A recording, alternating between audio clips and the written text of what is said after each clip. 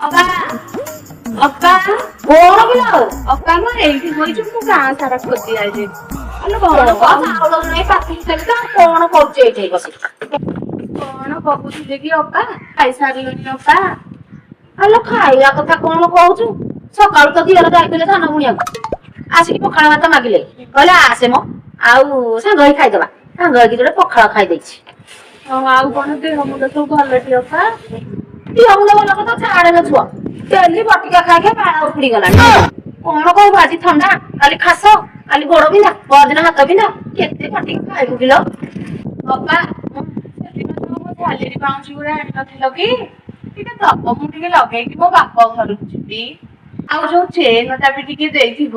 କିଛି ନାହିଁ ଏଇ ଗୋଟାକ ପକେଇଛି ଯେ ଖାଲି ତମ ଦିଅର କହିଲେ ଇଏ ଗୋଟାଏ କଣ ବେକ ଭଲ ଦେଖାଯାଉ ଚେନ ଟା ବି ଟିକେ ଦେଇଥିବ ଆଉ ପାଉଁଜି ହଳକ ଦବ ମୁଁ ଯୋଉ ଦେଇଥିଲି ହେଲା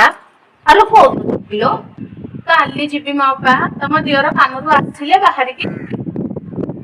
ଆଲୋ ଆଜି ତ ବୁଧବାର କାଲି ହବ ଗୁରୁବାର ଆଲୋ ଦେଇଥାନ୍ତି ଯେ ଲକ୍ଷ୍ମୀବାର କଣ ସୁନା ରୂପା ଜିନିଷ ଘରୁ ଦିଅନ୍ତି କିଲୋ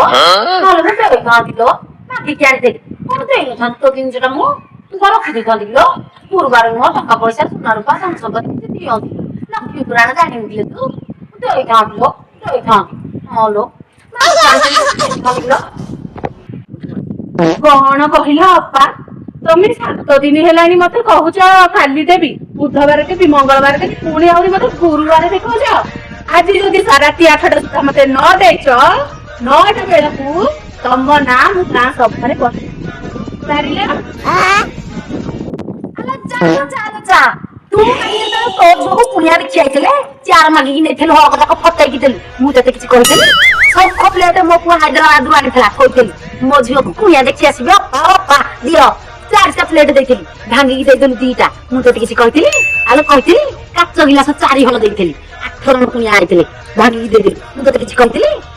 ସବାର ପକେଇବୁ ଆଜି ତ ଦାଣ୍ଡରେ ପଡିଛି ହାତରେ ବଡ ବଢେଇ